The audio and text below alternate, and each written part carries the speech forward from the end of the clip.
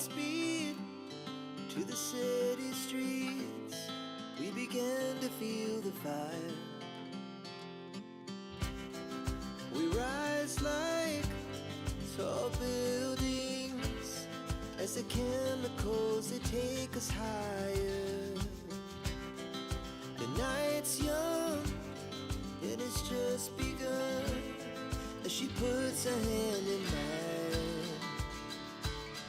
We wanna chase the night, wanna dance to the light, pull the stars from the sky, just two hearts running wild. Never sleep, never stop, as we shout from the top. We're gonna be two hearts running wild.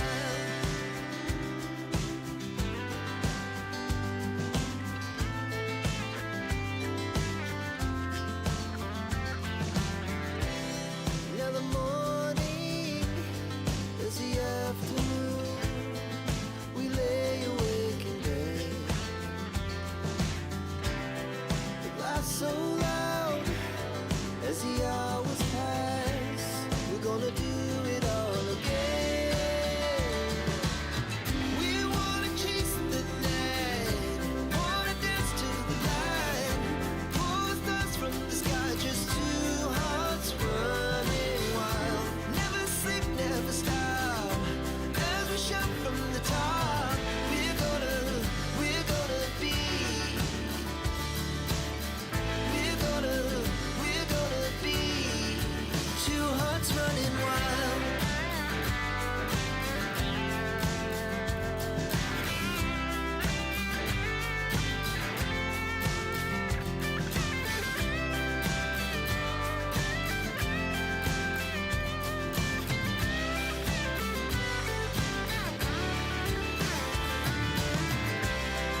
The moonlights, summer sky, it was the best we ever had.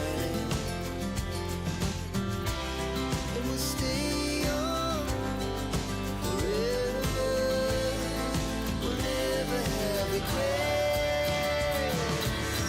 We wanna chase the night, wanna dance to the light, pull the stars from the sky, just two hearts running wild. Never sleep, never stop, as we shout from the top. We're gonna be two hearts running wild. We're gonna be. We're gonna be two hearts running wild.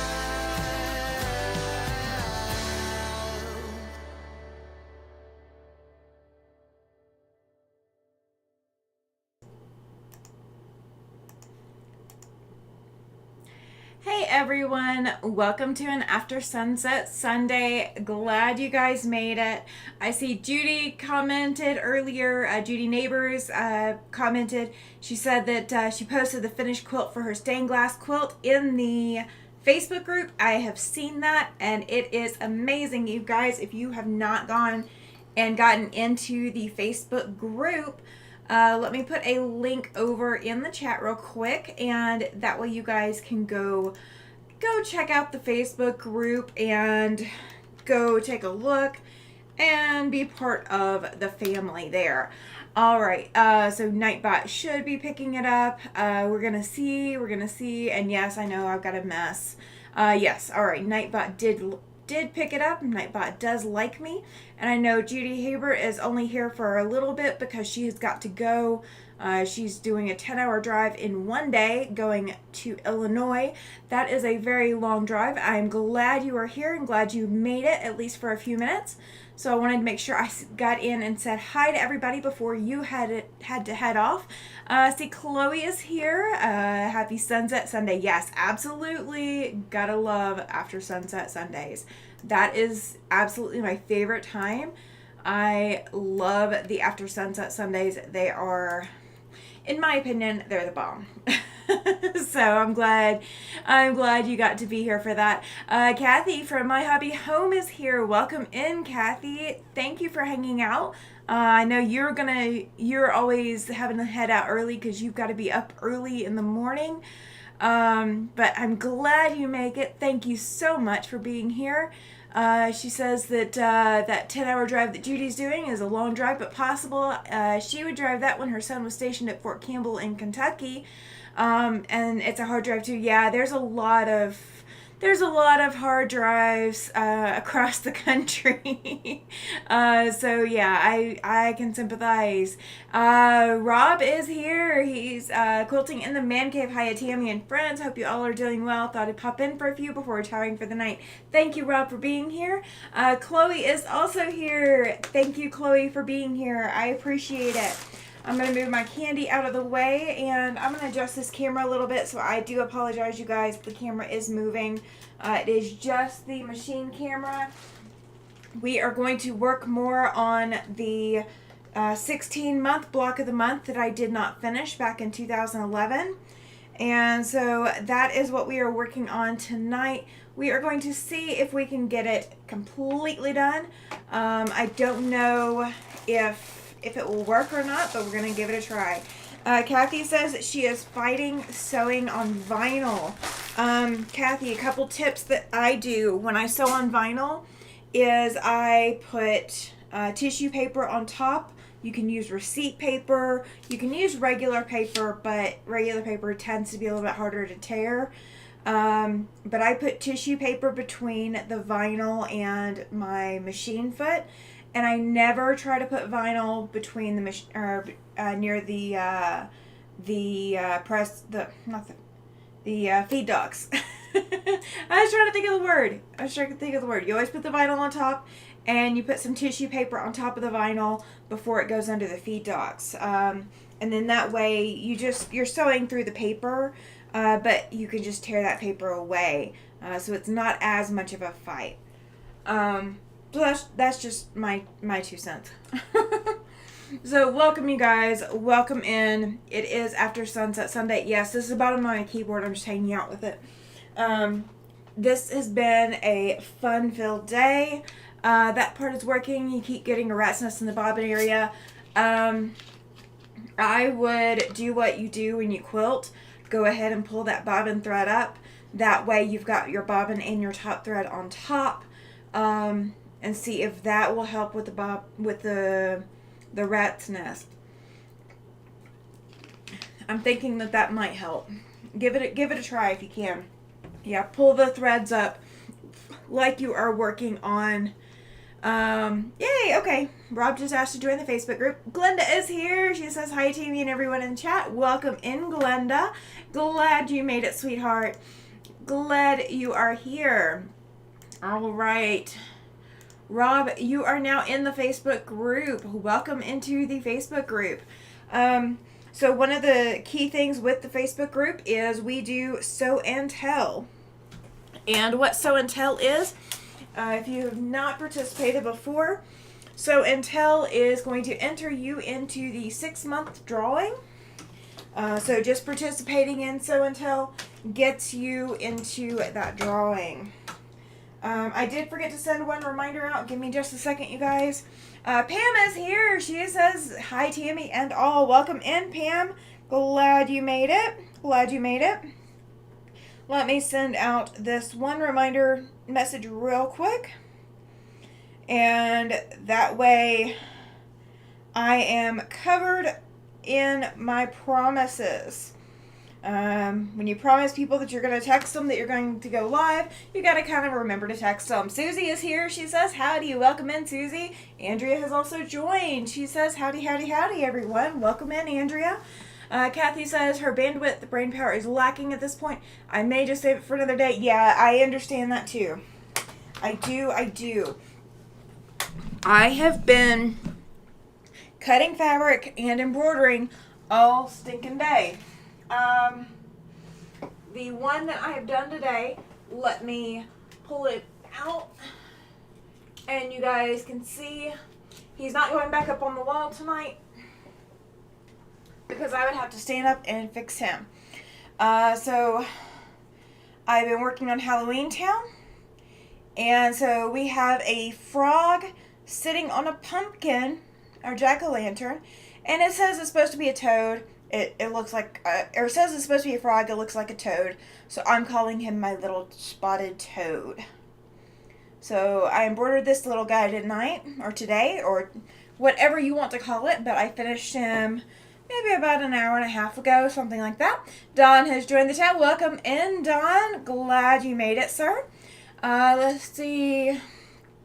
Kathy is asking Glenda how she is feeling. Is the breathing any better? Yes, we all want to know. Inquiring minds want to know. Please, please, please. So I have been cutting on my client's quilt today, and that was what I was doing while my machine was doing the embroidery. Kathy says that is too cute. Chloe says gorgeous. I love it. Yes, I am loving this Halloween town, you guys. It is stitching out beautifully. And my only fight is with trying to choose my background, or trying to choose my fabrics. That's my only hiccup with it. But so while it was embroidering, I was working on cutting for my client's quilt. And have you ever had one of those days where you just know something's not going to work? Like something somewhere is not going to work. That was my day today. And so I'm cutting the fabric for my client's quilt, and I'm going to possibly have to either poverty piece, or I'm going to have to get just a little bit more fabric. I just barely ran out of one of the fabrics. All the rest so far have come out well. I know that I can do 95% of them without having to get any more fabric. I think I am 8 blocks shy of having all of the fabric for all of the blocks, and I still have to cut my sashing and my cornerstones, so that is not cut yet.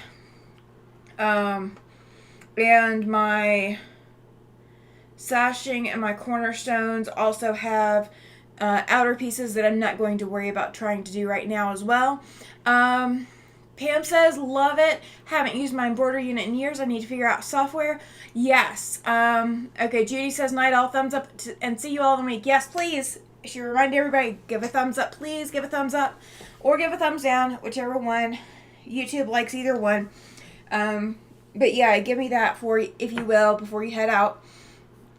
So, yeah, I am... Okay, brain fart for just a second. The embroidery software. I have the Bernina embroidery software, and it works fantastic, and it allows you to convert and do a lot of things to your embroidery designs before you export it, and it doesn't have to be a Bernina embroidery machine. It is expensive software. As far as the embroidery software market goes, it is expensive software, but to me, it is worth the expense because of everything that you can do in it. Good. Glenda says that her breathing is a lot better. She's actually been cleaning house today. So that is really good news. That is incredibly good news. Incredibly good news. Chloe says, glad to hear you're feeling better. Yes, I agree. All right.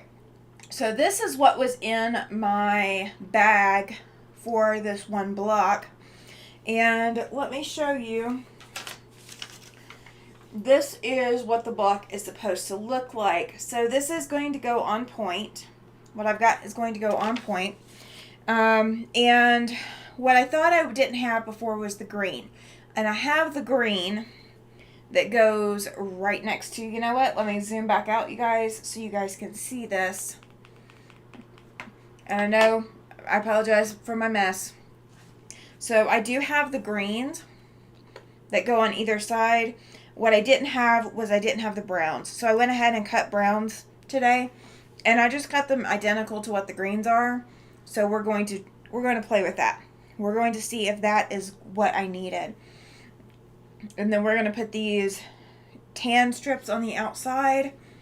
Then we have smaller triangles, and those are going to go on the outside. And then what we will do is put our side setting triangles on there. And we'll piece this block together first and get this one out of the way. Let's see. Kathy says, cleaning house is hard for me to do even when my breathing is great. Yes. Oh, okay. Kathy is having to leave. They have a storm coming in and her power is blinking. Hope you all have a fabulous night. Thank you, Kathy, for being here. I appreciate it. And stay safe in the storm, sweetie. We will be thinking about you. We will absolutely be thinking about you. Y'all, I do not miss the storms in the southeast. I don't miss them one bit. I don't miss them. Alright, so let's see. Let me make sure I've got my foot pedal plugged in. How long does one embroidery Halloween town block take? That depends. If I run it at full speed and don't have to take a whole lot of time off, technically, they're supposed to take just over an hour per block.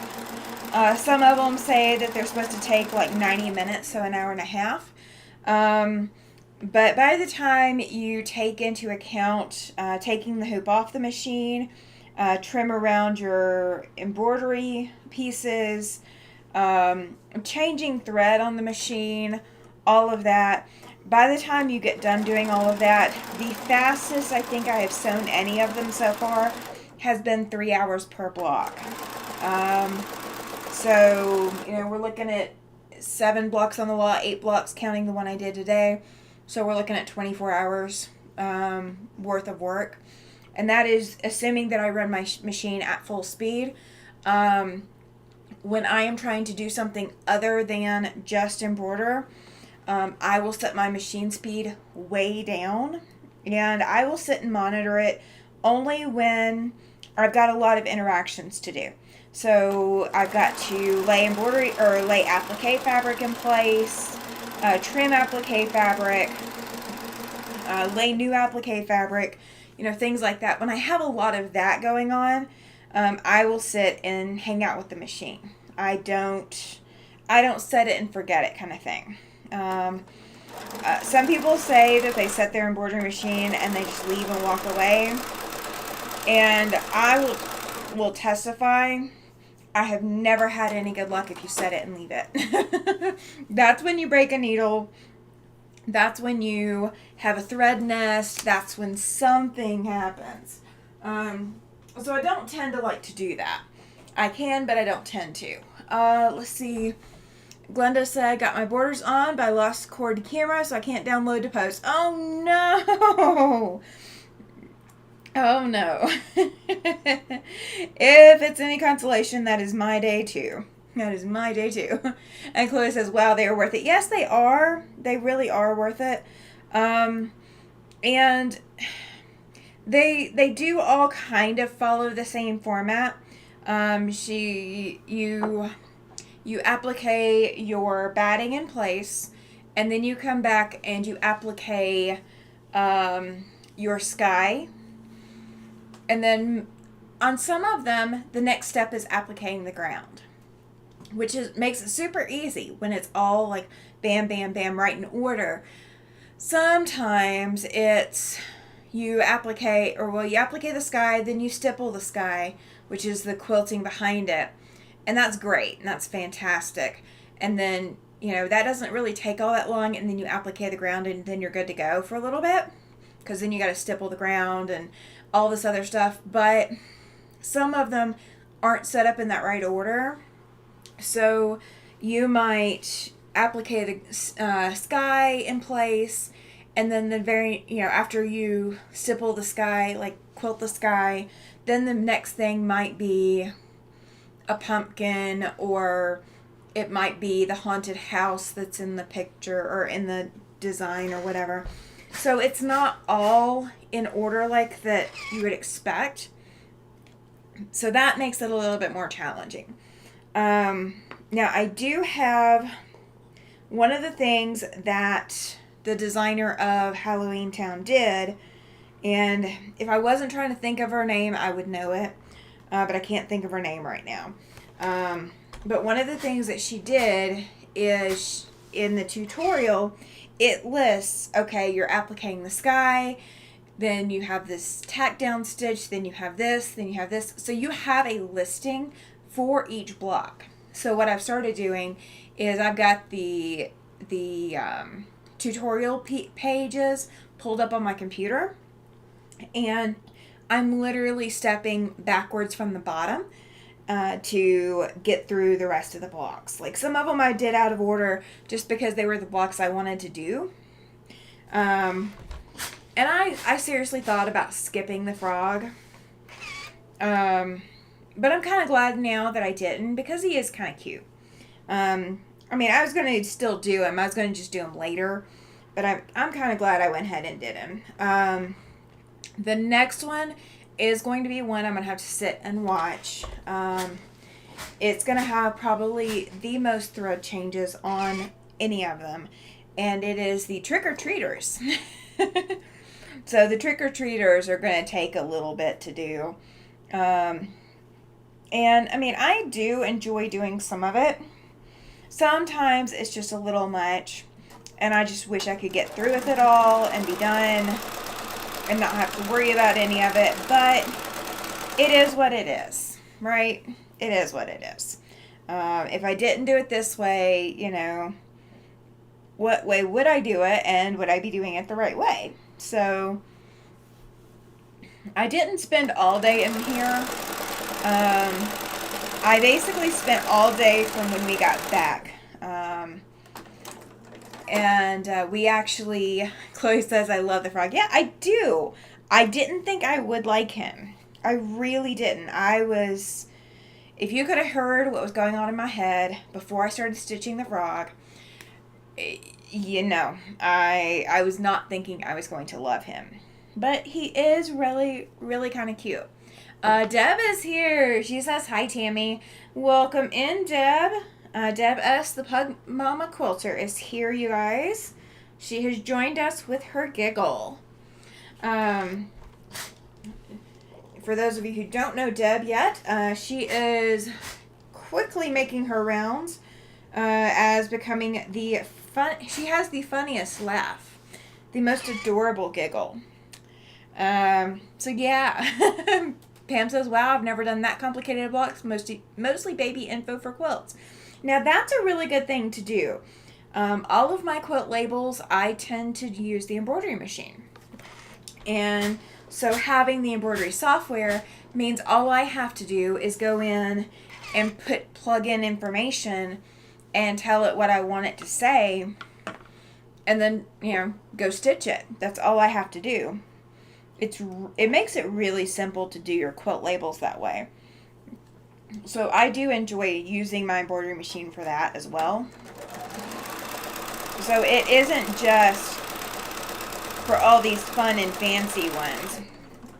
Now, I will tell you, if you guys have not seen some products by Kimberbell before, if your local quilt shop sells Kimberbell, Kimberbell,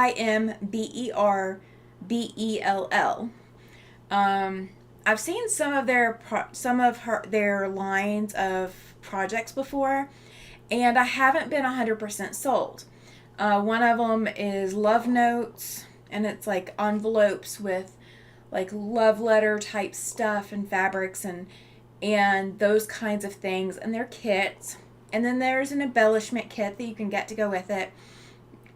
And a lot of the ones that I've seen so far are just piecing and embellishing, and that's just not me. I like embellishments like the next person, I really do, but I don't want to spend a lot of time embellishing things. That is not my normal thing. I will do it, and if somebody wants to buy one for me to do, I will do it, but that's not my normal thing. However, one of the quilt shops I visited on this last trip, and by the way, I did get all of my shop hops in. So in case you guys did not catch the update, all of the shop hops are done.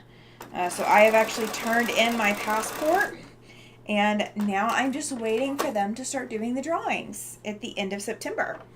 The grand prize is an HQ Stitch 610, which is, it's got about 10-inch throat to it, if I'm not mistaken. It says a 10-inch free arm. I don't know if that's from the edge of the machine all the way to the base, or if that's from the needle to the base. So I couldn't answer that. And I haven't seen the machine in person, but it is about the same size as Beauty. So it's a fairly big machine. Judy says, my sewing machine needed a good clean, so I took it apart and cleaned it up. She is singing now. Yes! Isn't that so wonderful when the machine is singing? So I turned in my passport, but, on the last, was it the last shop? It was the next to last shop, right? Yes, next to last shop that we went to. They had, up on the wall, they had a sample of this Halloween quilt. And you guys, oh my gosh, you guys, I fell in love with this quilt.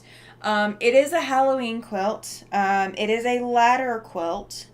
And it is a kit. There's a kit, an embroidery kit, or embroidery CD and book, and an embellishment kit, all for this ladder quilt.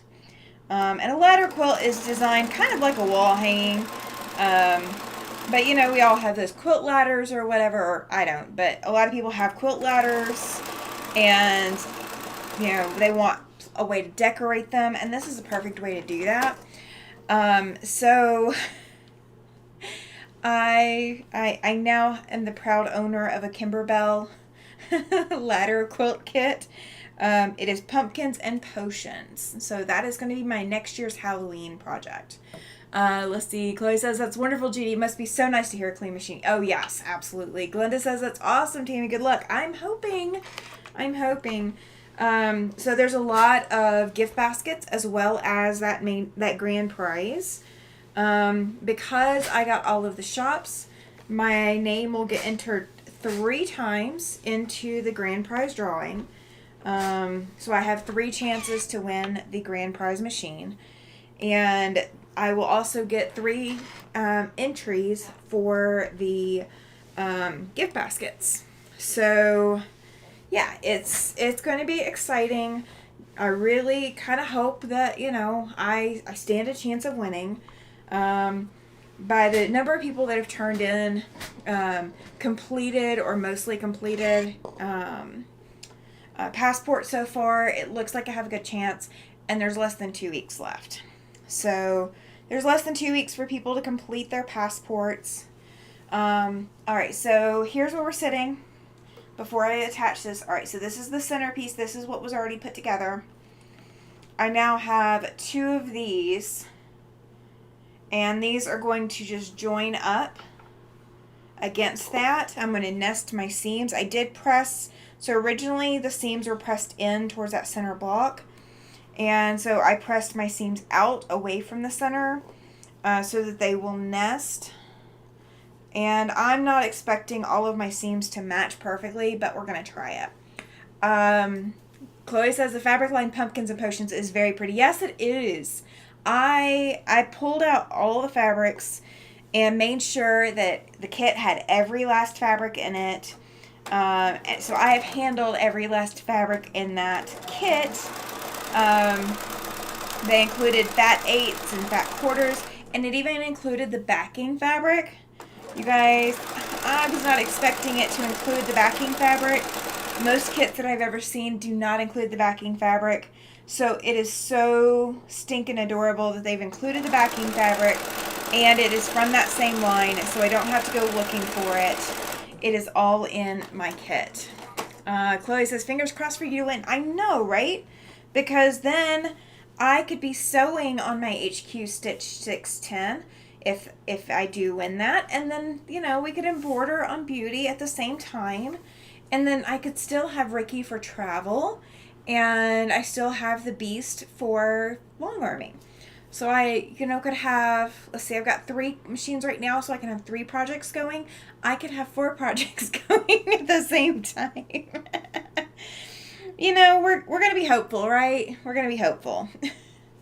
I have looked at times. So my Tuesday night live for August 27th we are going to bump it by 2 hours. So you guys already have a heads up warning. I haven't scheduled it yet. But my normal live is at 6 p.m. Mountain Standard Time. We are going to bump it to 8. Nancy is here. Welcome in, Nancy. Glad you made it. Glad. So we are going to bump it by 2 hours. The meeting that I'm going to is from 4 to 7. So I should be getting done with that meeting no later than 7 and getting home in plenty of time to do the live at 8. So that's what we're going to do on the 27th. Nancy, thank you. She says, don't forget to give thumbs up, love. Yes, thank you. Thank you. All right, I'm going to press this real quick, you guys. And then you get to see it. And remember that this block has just been sitting, waiting since 2011. Just hanging out, hoping and praying that it will eventually get put together. So this block is going to be super happy that it is done. It's not going to care much if it is perfect. All right? You don't care much when it's been sitting for that long. All right. So this is the block that we just put together. So we have 2 more blocks to go. I don't know if we're going to get both of them tonight, but we are going to try. Glenda, Nancy says, or is asking if Glenda's doing a little bit better. Or she's saying she's doing a little bit better. One or the other. Now, these, I'm not going to guarantee that they're all the right size, so we may have to see.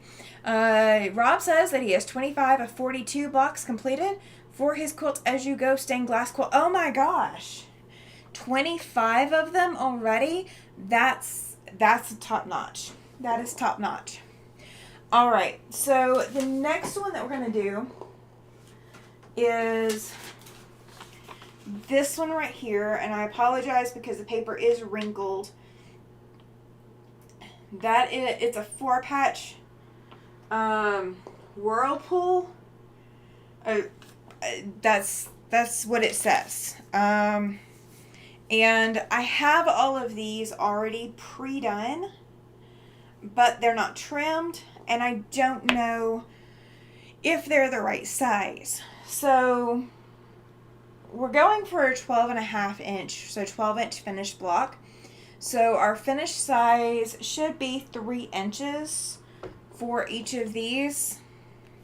So let me see what we're looking at. Oh, we got a little bit of room to trim. So we can trim these down to 3.5. So that's what we're going to do. So let me get the camera set up and I will bring you guys over. Let's see. You guys are on my ironing table right now. Let me bring the camera over so you guys will end up being on my cutting table, or mostly on my cutting table. My camera is, I've got my cord stretched a little bit far this time. So we're going to see how this goes. All right, let's grab you guys over so you guys can see what I'm working on. And there we go. Yes, I agree. Continue prayers for you as well, Nancy. Oh yeah, I agree. Glenda's saying, wow, Rob, great. They sure are beautiful and can't wait to see it finished. I agree. I was looking at them the other day and they really do look adorable. So I can't wait to see them finished either. All right, I did not grab my good ruler, so we are just going to go with what I have. So when you have a ruler, and I can't zoom in on this camera, so I apologize. Let me straighten this up. All right, so when you do not have a ruler that has that 45-degree diagonal in it, I have one, but it doesn't go to the end. It goes to like the 12-inch mark, and this is a 13-inch ruler, or 14-inch ruler. It goes to the 13 mark. What you can do is you can make sure that the point up here comes out at the corner point, and that your diagonal hits through the center line, or hits through those inch mark lines throughout the entire piece. So I am going to have to move this down so I can see it. So I apologize. I can't have it up where you guys can see it because then I can't actually see what I'm doing. And these are close enough to size that if I do trim wrong, we do not have any room to work with. So mainly what we're going to be trimming off today is just a little bit of threads and these dog ears. So we're not trimming off a whole lot. Once you get that first trim in, then you can use your ruler markings. And because we're trimming to 3.5, I can just line it up with my 3.5. And I am going to lay these out as I go. Let's see. Yes, agreed, Chloe. She says, I'm glad to hear you are on the mend, Nancy. Everybody has been hit by something lately. It's unreal. Everybody is getting hit by something lately. I think my car has it too. Not making light of anybody that's going through a tough time, but I think my car has it too. I will be looking forward to getting my car back, hopefully sometime this week. My understanding is that the parts are arriving this week. And no, I don't know what's wrong. They did not tell me. I asked, and he's like, well, I didn't actually ask. I just told them, order whatever you need and get it fixed. So that's what the shop got told. So we're going to cross our fingers that the shop knows what they're talking about. And we'll get it fixed the way that they're supposed to. Nancy said if hubby's scans come back good next month, then his last treatment will be October 3rd. Praise the Lord. Absolutely. That would be fantastic news. I know he's been going through a lot, and you with him. It is not easy to go through any kind of severe medical issues. So that's really good news. We are going to pray for some clear scans. Absolutely pray for those. So, and see, you get to come here and get the fabric therapy, even if you're not touching them. Chloe says I need to go start working on something in my sewing room. Well, you can take me with you, right? You can definitely take me with you. I will not mind one bit. That's the way we work around here, is take me with you. So I did go pick up more supplies from my angel gown lady. So we will be doing some angel gowns. I think I'm going to actually, and you guys can tell me, I want to start doing some angel gowns on the channel. So that I can actually get them done. And I'm committed to working on them during some time that I'm live. So I'm thinking once a month at least, doing a live where I am working on angel gowns. You guys can tell me how you feel about that. It is not a quilting related project.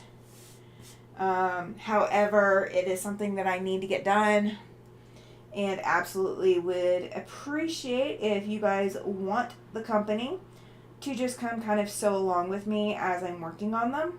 You guys work on whatever you want to work on, and I will be working on those gowns. I think that's been my problem lately, is it's harder to get back into it when I haven't been doing it for a while. Chloe says, yes, that she can take me with her. Perfect. So, Rob, when do you think you will have all of those stained glass blocks done? Do you have a timeline? Do you have a goal? Are you just working on them until you're done with them? Or are you trying to get them by a certain deadline?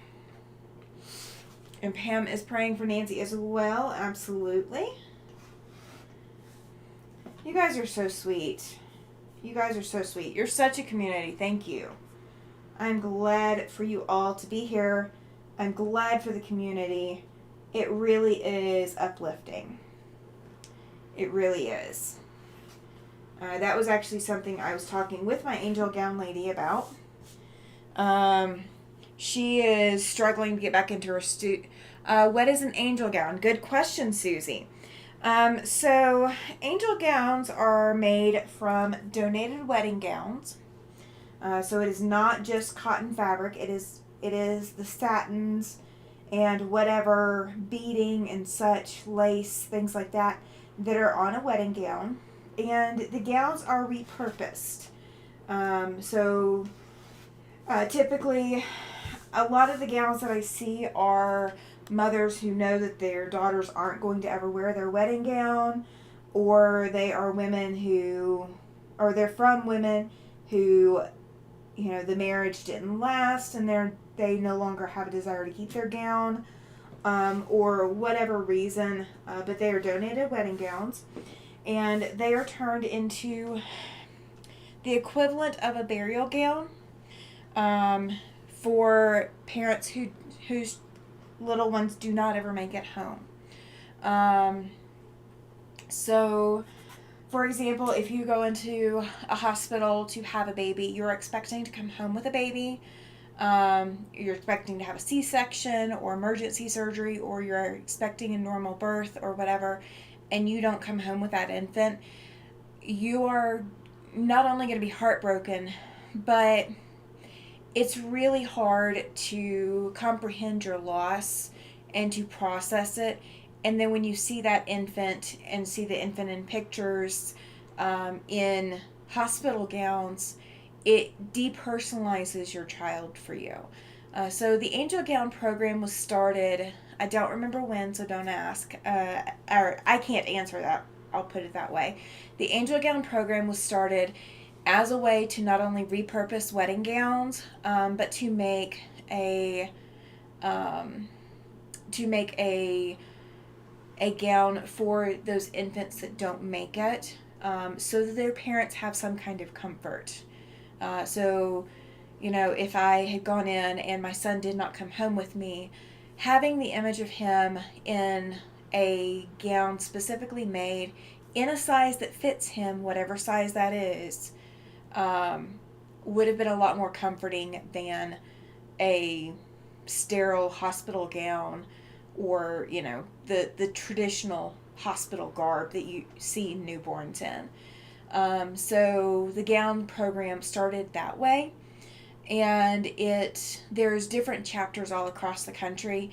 My local chapter, we have about 3 or 4 hospitals that we are supplying those gowns to. One of our biggest challenges right now is that the hospitals aren't letting us know when they need more. So we are sending these gowns to them, and we provide a business card, let them know, hey, look, please let us know when you're needing more. When you run out of these, we want to be providing you more. And it's no cost to the hospital. It's no cost to the parents. There's no costs involved. And so it is definitely an important cause. And I had tried to join up with an angel gown organization when I lived in Alabama, and either they didn't need help or I wasn't who they were looking for. I don't know.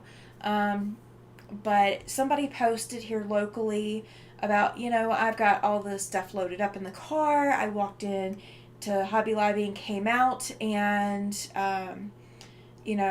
I've got my car entirely loaded up with things donated both from Hobby Lobby and other people who know that I was going to be picking up there.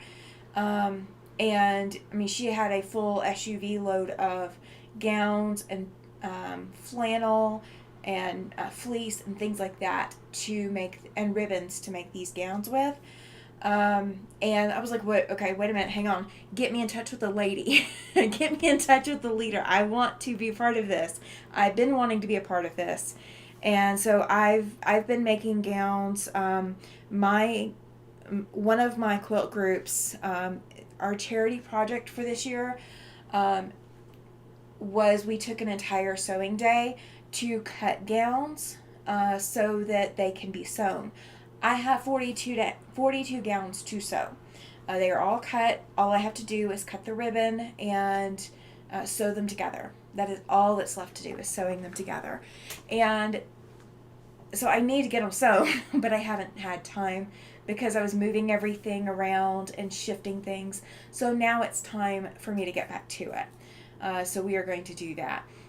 Rob says he does not have a goal for his stained glass quilt. Don't want to rush it. I don't blame you, Rob. Not at all. Chloe says, wow, that is a heavy and needed cause. It is. It very much is. And it is hard for some people to make them because especially if you are thinking about the infant that's going to be in that gown, that makes it really hard for me, even me, to do. I can't think about the infant that's going to be in the gown. I have to think about the parents that are going to be comforted by seeing their infant in the gown. Susie says, very cool. I'd be interested in doing them.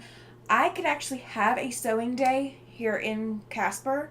So any of my locals that want to do that, I can definitely schedule sewing days if you guys are interested in doing that. Let me know. And what I will probably do is I will do one in the spring, right after like all the snow melt and all, so that way it's safe to travel. But I would like to do some sew days. So just bring your machine and white thread and I can teach you the rest. Or even if you're not wanting to sew or you're not comfortable with sewing them, I could definitely always use help cutting. So yeah, absolutely. Nancy says my niece takes the photos for the families. Oh no, that's sweet. That's precious as well. I do want to say hi. Jacqueline has joined the chat. Hello from Oklahoma. I like this idea.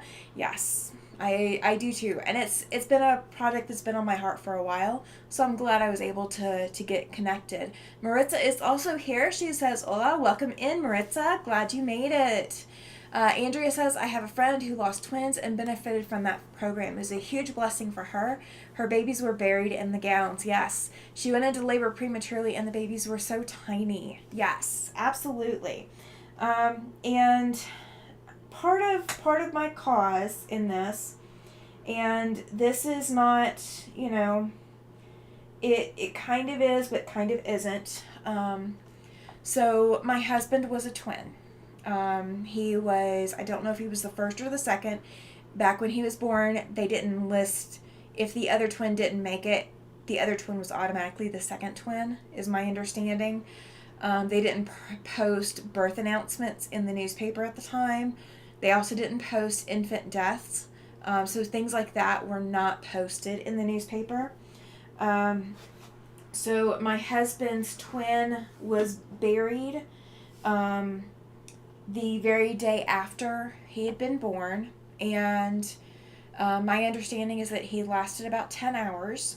So he was born alive but did not make it long. And so his mother never received any kind of comfort. She didn't get to see her son buried because she was probably still in the hospital. Back in the 60s, when you had a baby, you didn't go home the next day. You were not released from the hospital. So she had one twin in the hospital with her, and then the other twin was buried already before she even got to leave. And it was buried in a borrowed grave, or he was buried in a borrowed grave, and then he since was moved, and we cannot find his burial location.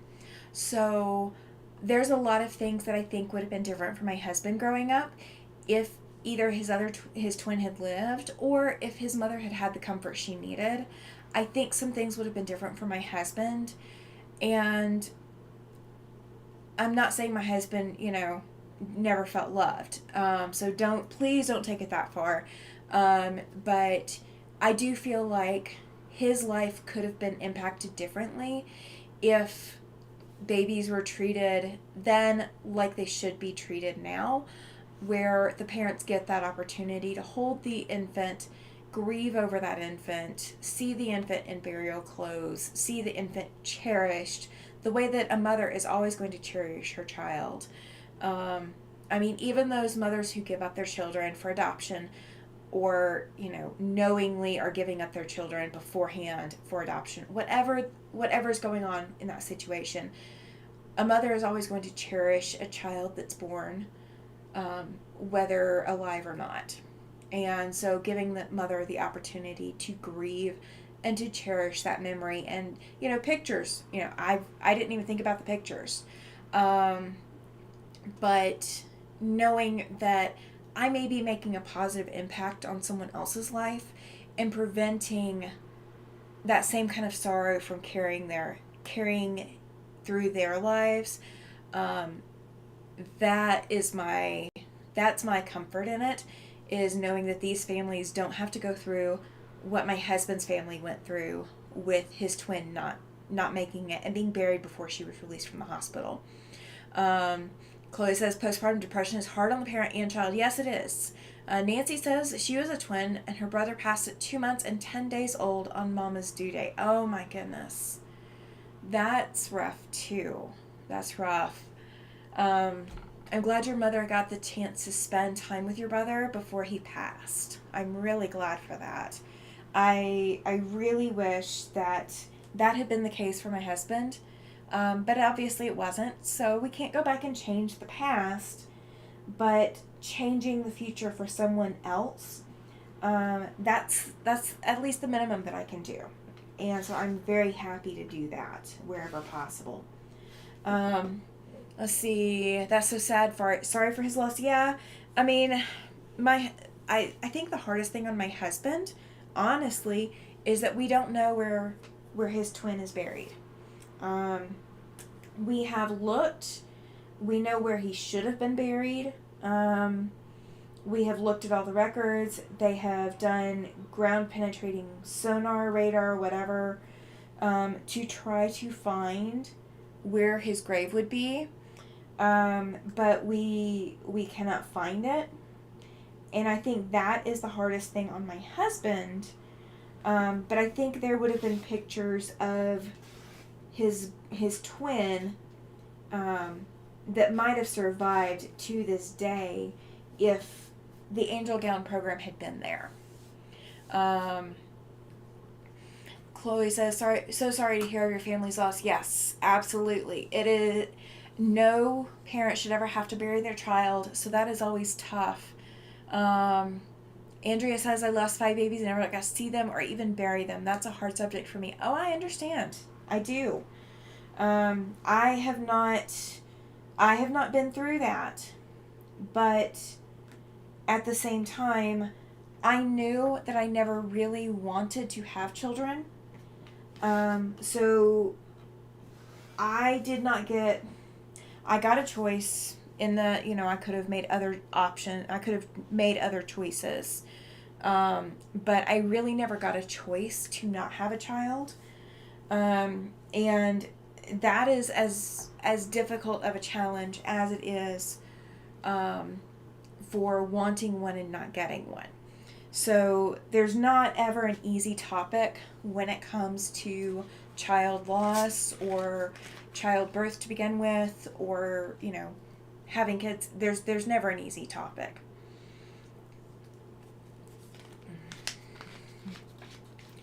Yeah, everybody's pouring out their hearts for Andrew. Yes, absolutely.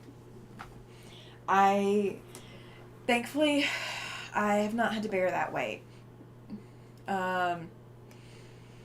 Yeah. One of the things that my group does, not every group does this, but my group also does do, it is a 10-inch pouch, that is designed to hold the products of miscarriage when the child is not big enough or formed enough, for an actual burial.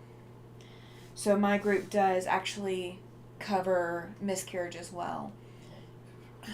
Pam says that her grandson lives in heaven. He was a preemie, 2 pounds 6 ounces, who lived his whole life at Children's Minneapolis. Yeah, there's a lot of that going around. There's, unfortunately, infant mortality and maternal mortality are so prevalent here in the United States, and I wish that they weren't. But making it a little bit easier is, if it's the only thing I can do, then that's what I'm going to do. Pam says that her grandson had made it to 4 months. That's impressive. That's impressive. And, I mean, it would not have been the case even 20 years ago that that kind of preemie would have made it that long. It's amazing what medicine has done, but it's amazing how little medicine can do for everything. So angel gowns kind of fills in that gap between what medicine can and cannot do. So I'm glad I get to help out with that project. So what I'm thinking about, if I do the angel gown project as a live thing, I think I'm going to limit it to once a month. I don't think I want to do this as a weekly live. But once a month, I will probably go live on either a Wednesday or a Thursday during the day. And it will just be impromptu, unscheduled live, just based off of when I can schedule or when I can do it. And it'll just be me hanging out working on an angel gown, or 2 or 3 or 4, how many ever I can get done.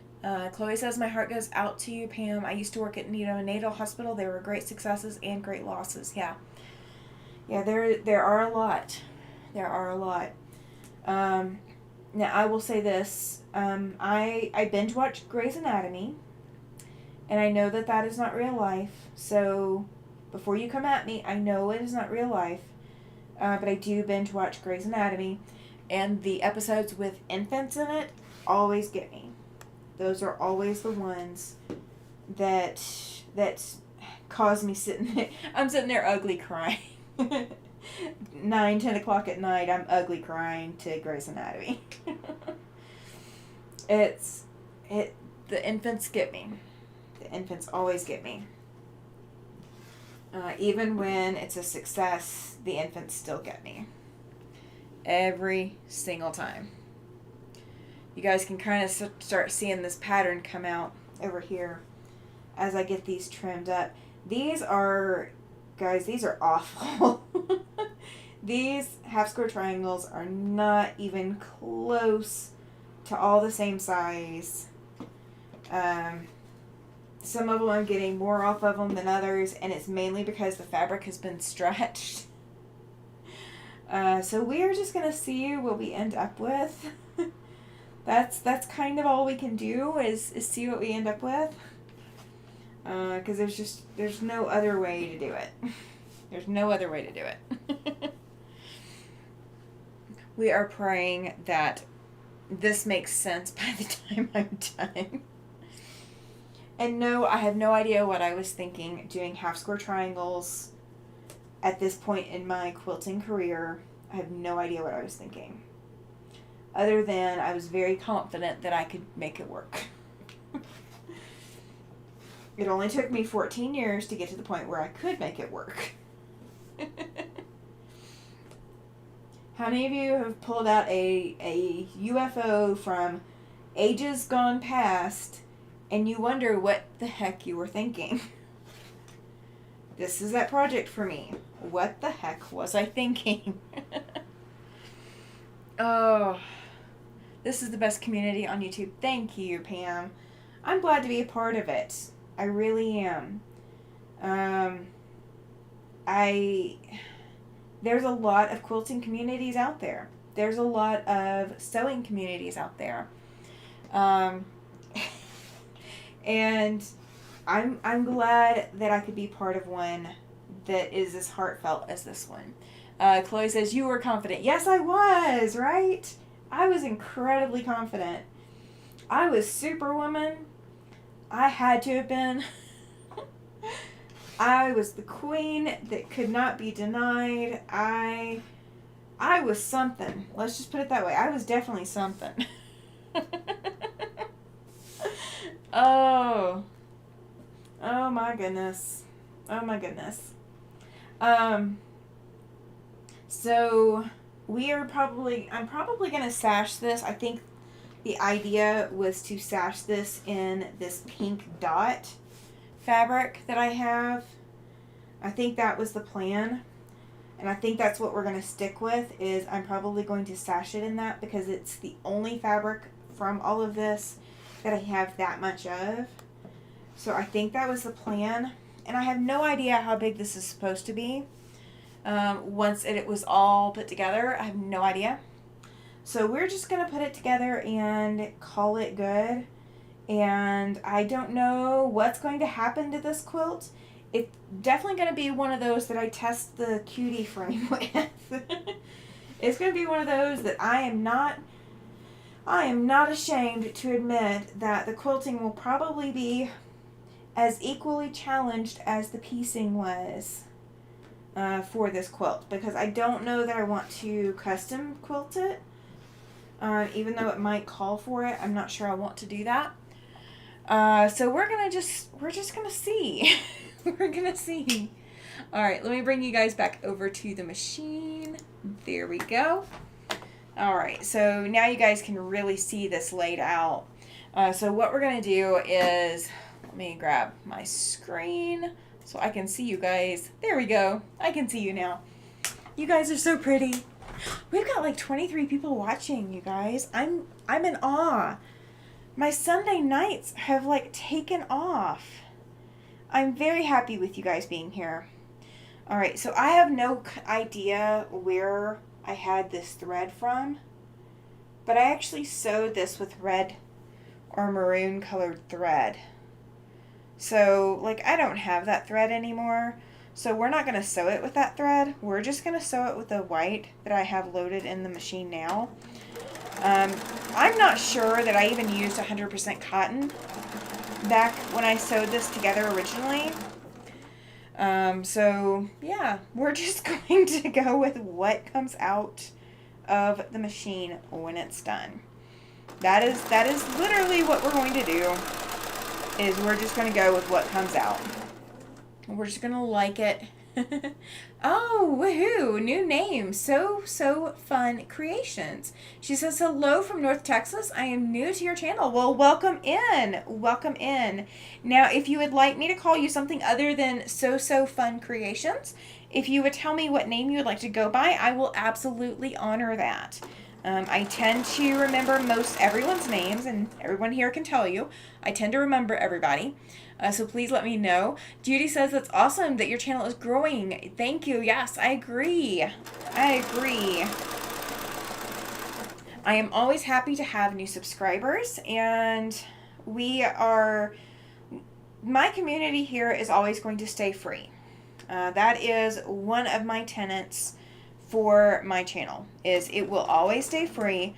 I'm not going to change to a channel membership program or anything like that. I couldn't participate in channel memberships if I wanted to, so I don't expect anyone else to. So my channel will always be free content. Once I am able to be monetized, my plan is just to allow people to do the big chats or the super chats or whatever it's called, things like that. But I have no intentions of monetizing beyond, YouTube automatically monetizing my commercials and such. So it will always remain free, and every 2 months or so we do a free project. So you guys get the full pattern. Chloe says you're at 400 subs. Oh, woohoo, woohoo. I was at 398 like a couple of hours ago, and then I went to 399, so now I'm at 400. I'm super stoked. Yay. Judy says, okay, everyone, it's bedtime, 11 p.m. See you everyone soon. Absolutely, Judy. You have a good evening. Sleep well. Sleep well. Thankfully, I don't have to get up that early, and I am on mountain time anyway, so it is not yet 9 o'clock. It is almost 9. So I know my East Coasters are kind of hitting that snooze in the morning on Monday morning, hanging out with me so late. But I appreciate every last one of you for hanging out with me. So Tuesday nights is my normal So Fun Creations. Tuesday night is my normal live. And normally it is like the sign that you can't see says. Your name is Kathy. Well, welcome in, Kathy. You will be the third or fourth Kathy that I have, but that is not a problem. I have several Judys, and now I will have several Kathys. I'm glad to have you. Glad. All right, so like this sign says, my Tuesday night lives are normally at 6 p.m. That being said, we are going to have one alteration to the Tuesday night program. This upcoming Tuesday night is normal. The following Tuesday, the 27th of August, I'm going to go live 2 hours late. I have got to attend a civic duty meeting. Our power company has decided to increase rates yet again. The same amount of power from last year I used one kilowatt hour less than last year, and it cost me over $20 more this year. And the increases were supposed to be less than $10 per month. I'm not the only one who is having this problem, but the only way to fix something like this is to be present and let your voice be heard.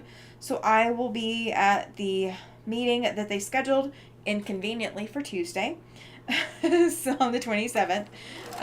So that is the only one where I kind of have a change to anything. Normally I am also live Saturday mornings, 9 a.m. and Sunday evenings, 8 p.m. Mountain Standard Time. I am located in Wyoming, so therefore mountain time. Now, the last Saturday of August, I will not be... Jacqueline says it's almost 10 here. Yes, you're in Central Time. Yep. You guys are slowly phasing out throughout the night. That's the way it goes. Okay, Deb is headed off to bed. Good night, everyone. Sleep well, she says. Good night, Deb. Take that giggle and bring it back to us soon. Take it and bring it. There you go. Are you headed to bed as well, Nancy? She's saying sweet dreams, y'all. If you are, good evening to you. If you are hanging out, it's awesome that you were saying sweet dreams to everyone that was going to bed. Let's see. Glenda's saying good night to Deb as well. Usually at the 9 o'clock hour, everybody is... like the early birds have to head off so that they can go make the donuts in the morning. Do you guys remember that commercial, the gotta get up to make the donuts commercial? Like, I don't even remember what organization or whatever that was from. I just remember gotta get up to make the donuts. That's all I remember. If you guys can remember or remind me, let me know. I will go with whatever you tell me. You could tell me wrong and I would still believe you right about now. Oh, alright. I'm accidentally catching my camera, moving my thing over. So I have web pieced this. So all the rows are pieced together. So I don't have to worry about trimming, I don't have to worry about remembering which row goes where. I just have to be careful to press. So I'm going to press one direction and then come back and press the next direction on the next row. That is how this block is going together. So fun. Or Kathy, this is we are kind of trying to get this UFO out of my stash. It was for Dunkin' Donuts. It's very popular in New England. Yeah. I was never a Dunkin' Donuts fan. I still am not. I grew up on Krispy Kreme. So I am not a Dunkin' Donuts fan. I'm not saying Dunkin' Donuts isn't good, so don't come at me for it. But I grew up on Krispy Kreme, and that's kind of a taste that you can't get over. So I don't like Krispy Kreme all that much. Like, I don't want or crave Krispy Kreme right now. I have to be in the mood to get Krispy Kreme. But if I have the choice, between Dunkin' Donuts and Krispy Kreme, I will absolutely go for Krispy Kreme if I have to choose donuts. So don't come at me for it. But where was I? 1996 Olympics. They were doing the the torch relay. They were coming from Birmingham and coming down Highway 31 in Hoover, and I don't remember where else they were going. But the church that I went to at the time, I was a teenager. The church that I went to at the time was across the street diagonally from a Krispy Kreme. You love their butternut donut. And now I don't have access to a Krispy Kreme, so I don't know. Like, I have not had that yet. Jacqueline says, I'm always forgetting time zones, which is why I miss lives. But I'm retired, so it doesn't matter how late it is to me. There you go. That's the way to look at it. Being retired has its advantages. All right, so these are now pressed. So now I'm just going to lay them on top of each other and sew. But yeah, so the torch relay was coming through Hoover, which is where my church was in Hoover, Alabama. And we were all standing outside on the side of Highway 31 waiting for the torch relay to come by. And I thought there was going to be a lot more pomp and circumstance to it. And aside from everybody sitting there with lawn chairs and hanging out, standing there waiting to see the torch come by, there really wasn't all that much pomp and circumstance to it. I was like really let down. But there was like a changeover. So I did get to see one runner hand the torch off to another runner. So I did get to see that. But I was standing out in front of the Krispy Kreme to watch the torch relay change over. That is my teenager brain mentality, memory, whatever you want to call it. That is where I came from. Let's see. Glenda says, I used to buy a whole dozen of Krispy Kreme and eat them all, but no more. They're too expensive. Yes, they are. Now, I have to giggle, and I don't remember where I was going, so maybe it was, I really couldn't tell you. But I think it was October of 2022, and you guys might be able to help me out. Krispy Kreme did a promotion that was like dog days or dog donuts or something, and you go and get, and they were actually dog biscuit, a pack of dog biscuits, but they looked like donuts, and there was some kind of promotion to get them or something. So I remember my husband and I drove and got my current dog, Paladin. We got him a dog donut pack because I thought it was the best thing in the world. There's like one or two donuts that I will eat from Krispy Kreme, and that's about it. Like, I'm not a huge donut fan to begin with, but if I'm in the mood for donuts, it's always going to be a Krispy Kreme donut. I'm not a cake donut fan. I'm definitely a yeasty donut fan. And especially if you can get them hot now, or like fresh, they're so much better. But I can only eat like one donut. I mean, seriously guys, I really can't eat a whole lot of them anymore. But that is a taste profile that I just cannot, I'm not going to be able to ever shake. It's ingrained. Let's see. The other one. Okay. For those of you who are close to a Panera, I am not close to a Panera, so I cannot answer. If they still offer the Cinnamon Crunch bagels, guys, if you're not a big donut fan, if you are okay with bagels, if you want a sweet bagel, that's the one to turn to, in my opinion.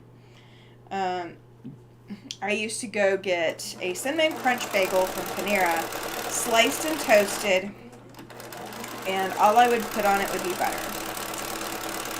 And that was absolutely worth it. Okay, we should stop talking about food, but, food is food, right? Chloe says we have a place around here that makes used donut cakes that are delicious. Oh my gosh, that would get me in so much trouble. Okay, so speaking of desserty type foods, if you have a birthday cake, like if you're not a bagel fan, says Glenda. Yeah, I'm not a huge bagel fan. Like I'm not, like bagels aren't the be all and end all. But oh my gosh, a cinnamon crunch bagel from Panera, that would be like the perfect birthday treat for me. But we don't have a Panera and I'm not driving to Panera just for that. Because that would be a really long drive just for a bagel for my birthday. But no, I'm not going to do it. Not going to do it. Okay, anyway. If you guys have a birthday cake that you always get, what do you get? What is your birthday cake? Or do you do a pie for your birthday? Do you do, what is your sweet treat, your indulgence for your birthday? Like if you have a food item that is specific for your birthday, okay, even if it's a birthday dinner food item, what is your birthday food dinner item / sweet, or something like that? What is your birthday choice? My husband's birthday, Landry says, I just took my night meds and I'm eating goldfish to push them down.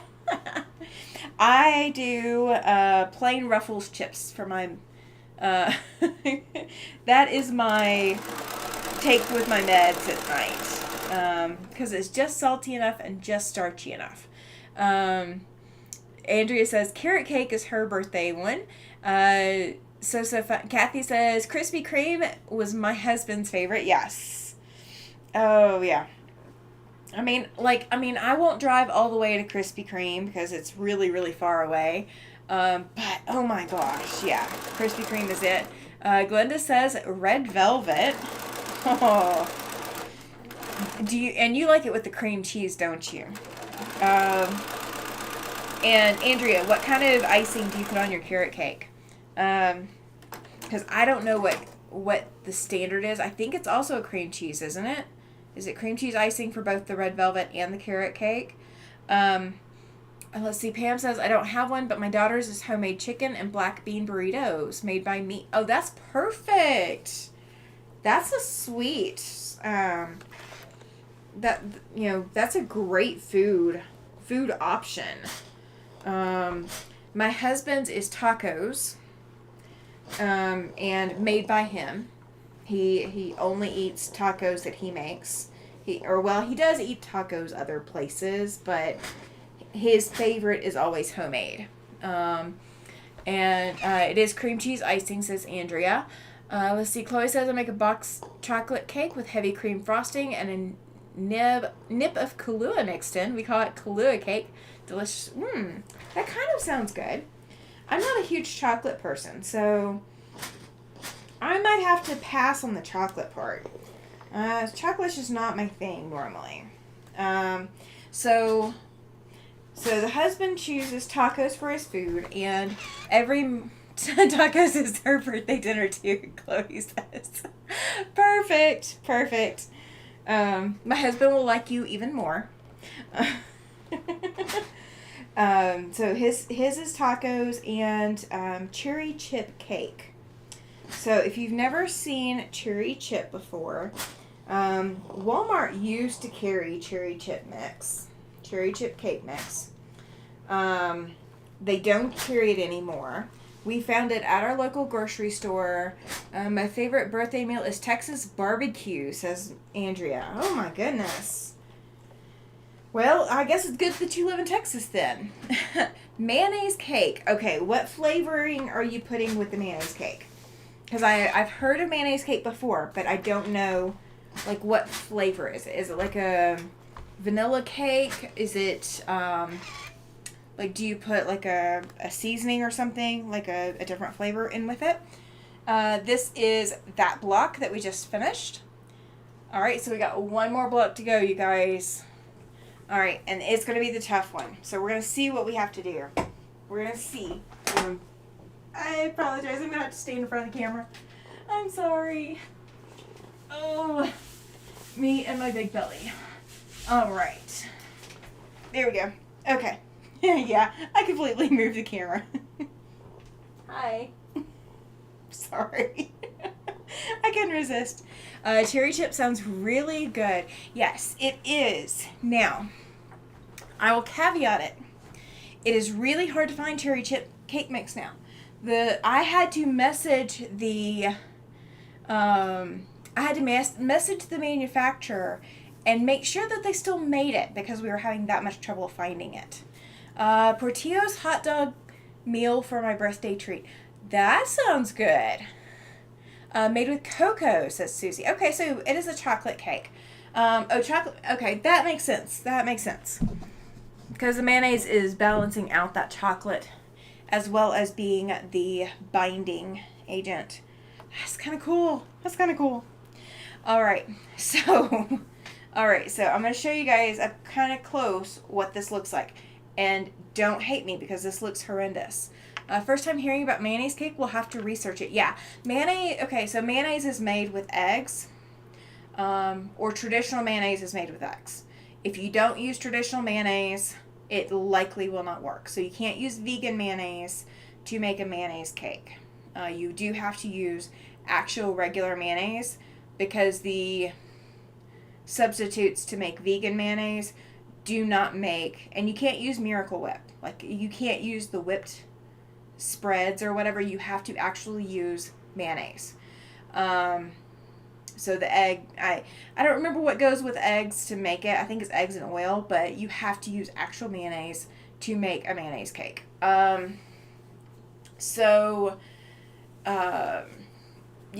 it's kind of popular. It tends to be more moist, which makes sense as to why Susie would be making it up here in Wyoming with the altitude. It definitely makes a lot of sense to make a mayonnaise cake here. Glenda says allergic to eggs. Nope, you cannot make a mayonnaise cake. You would not be into a scientist or chemist. Scientist, yeah. Kind of. Okay, so I went vegan for a year. I changed my entire diet and cut out all meat, cut out all dairy for an entire year. So I did not have chicken, fish, pork, or beef. I did not have anything with egg, and I did not have anything with dairy. So no milk, no cheese, all of that. I did eat tofu. I did eat a lot of beans, chickpeas. I did a lot of that to substitute the protein. And I did that for two reasons. I had one son that decided to go vegetarian. He didn't go vegan, he went vegetarian.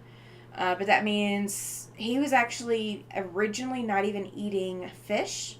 So he would eat anything that was vegetable or dairy. He would not eat fish, chicken, pork, or beef. He did end up letting up to where he was pescatarian, so he would eat fish items.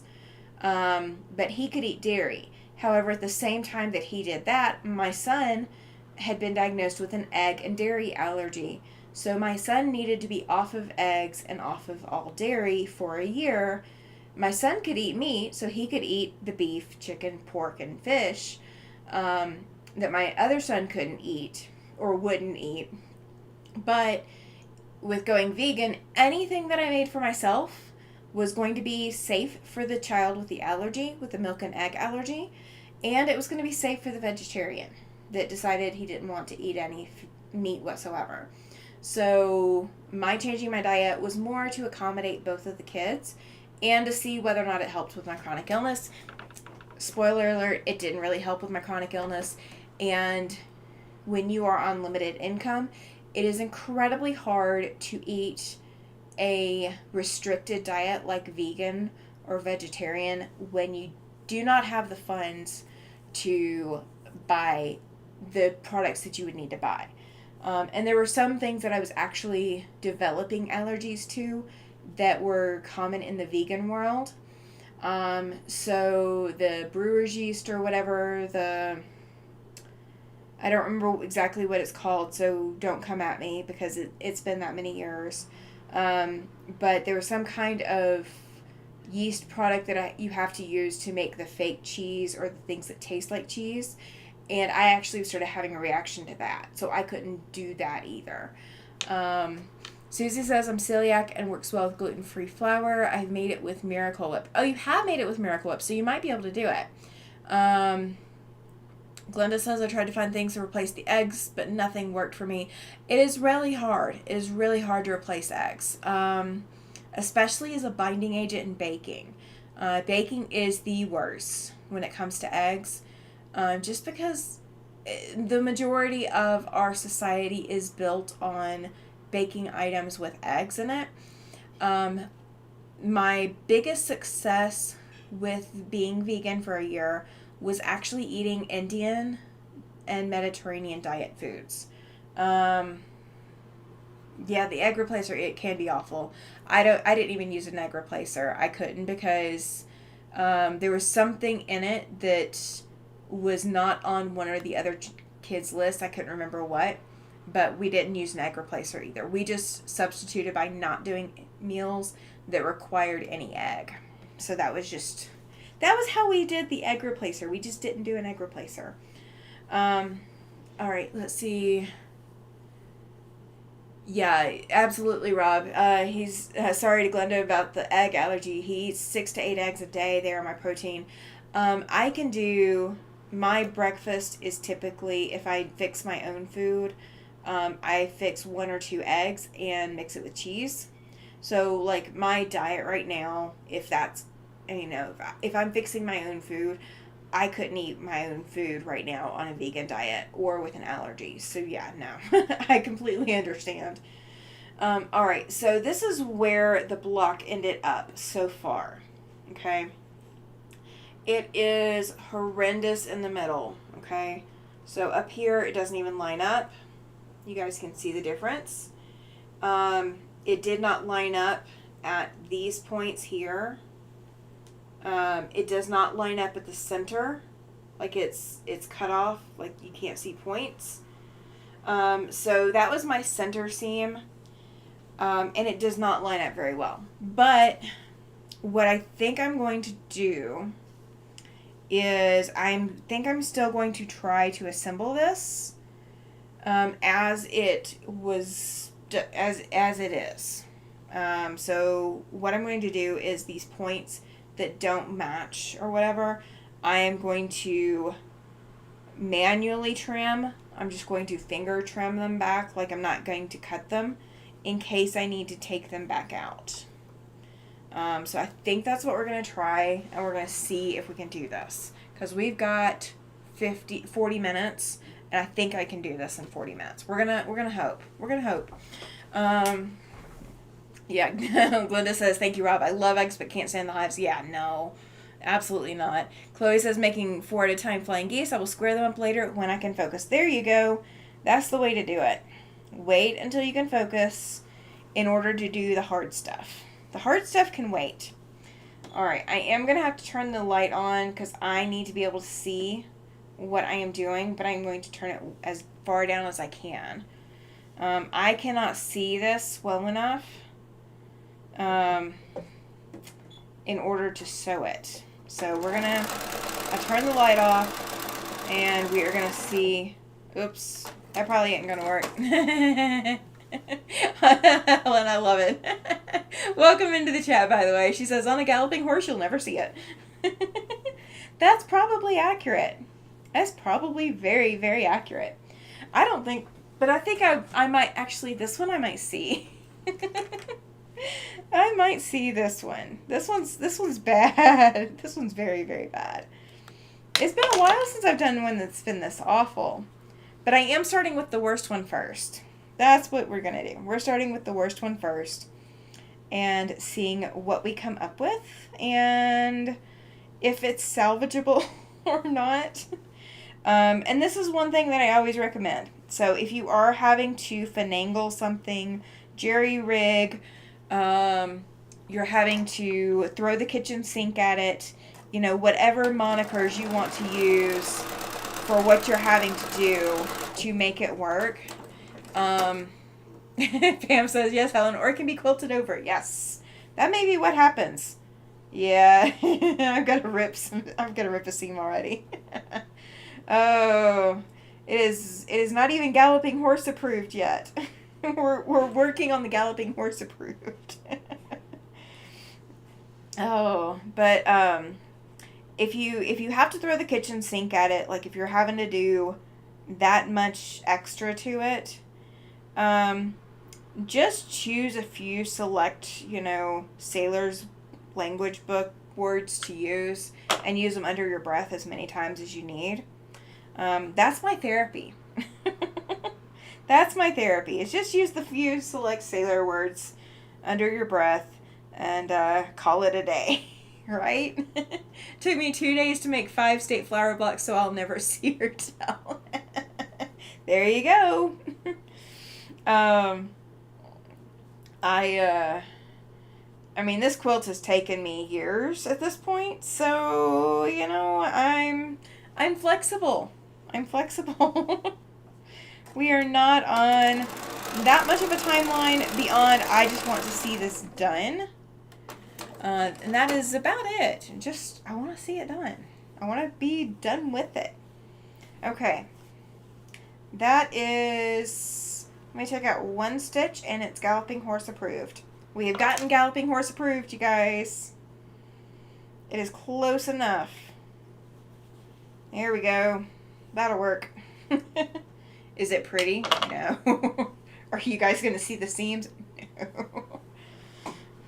I'm gonna press it and make sure that it's gonna lay flat. Let me take out the extra stitch or two that I put in there, and we are going to see if it lays flat. That is our end goal. Does it lay flat? How much starch am I going to have to use to get it to lay flat? Right?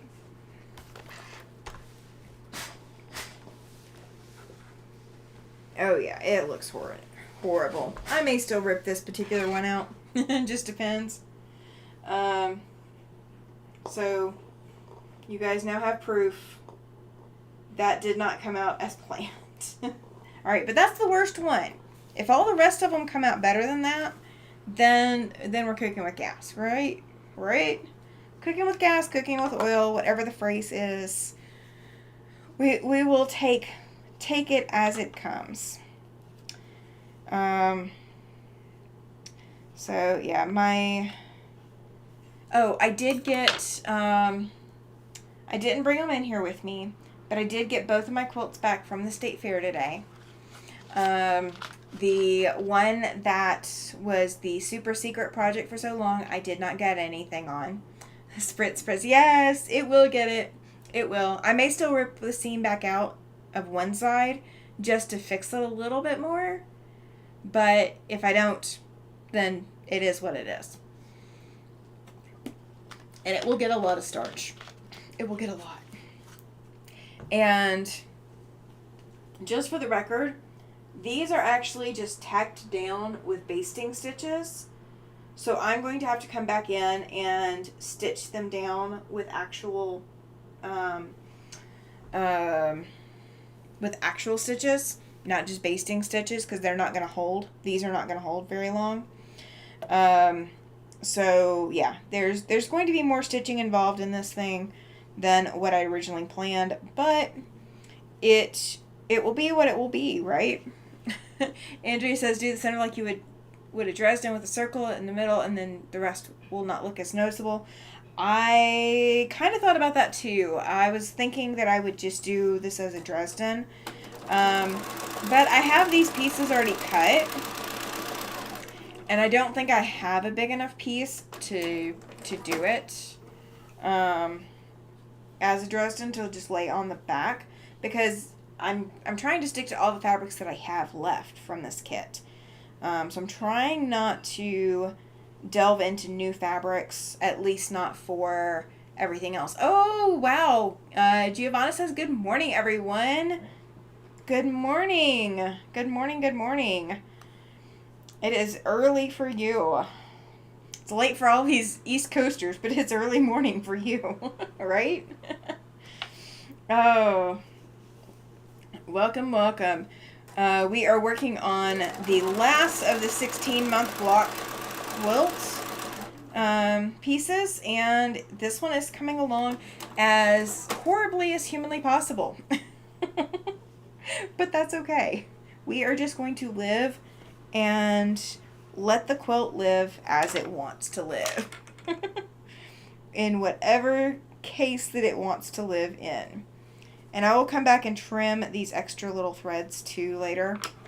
Because I am going to have to. 5:25 a.m. That is early. Good morning to you. It's a good way to start the day. Come hang out with us for, half an hour. And start your day that way.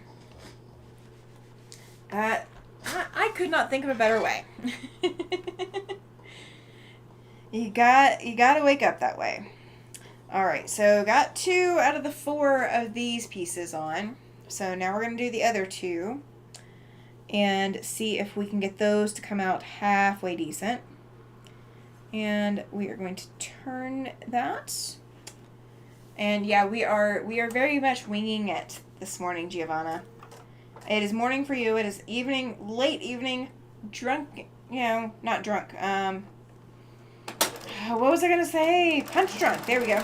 Punch drunk late. Where you get kind of like loopy after you get tired. Yeah, that's where we're at. We're loopy after we're tired. But yeah, so I picked up both of my quilts from the state fair. Super Secret did not get anything. I didn't think it would because it didn't get anything while I was there for the judging. Rob is going to bed. He says good night, Tammy and everyone. He's fading out quickly. He was up at 4:30 this morning. Oh my goodness. Giovanna says I got up to go potty, and now who gets back to sleep? Right. Oh, you can stay up with us, Giovanna. We will not mind. Yes, definitely sleep well, Rob. Thank you for hanging out for as long as you did. He held up pretty long. 11:30. That's nothing to snuff at. That's awesome. Oh, I think I know what I screwed up on this, you guys. When I was doing the estimations of where I need to sew, I completely forgot that these seams between these pieces, I could rip them back a stitch or 2 and get them to lay flat, but I'm not going to fix it now. Not going to do it now. Alright, that one will probably lay flat, so we're going to work with that. We are not aiming for perfect on this block. This block is not going to be a perfect block, no matter what we do. This one is going to require lots of starch and lots of stitching. Lots of quilting. I think this whole quilt is going to get a ton of extra quilting, and it's going to be as thick of quilting as humanly possible. It's going to be my test quilt for the cutie frame. So, it's this block isn't even going to be square, you guys. It's not going to be square. We are going to have to square this one up. It's bad. It's so bad. Oh, how has your Sunday been? It has been good. It has been good. So I went and picked up the quilts from the state fair, and I went and saw my angel gown lady, the lady who leads the group, the local group. So I went and saw her and got to spend some time with her, and then came home and have been working on cutting my client's quilt. And what else have I been doing? I embroidered a block. I embroidered the frog for the Halloween Town project. So it has been embroidered now, and it looks pretty. Giovanna says that hers started with cutting the grass. I do not have to worry about that. I live in an apartment, and so I do not have to pull out the lawnmower for anything. We do have one, but we do not have to pull it out or use it. And then actually kind of prefer that we not use it.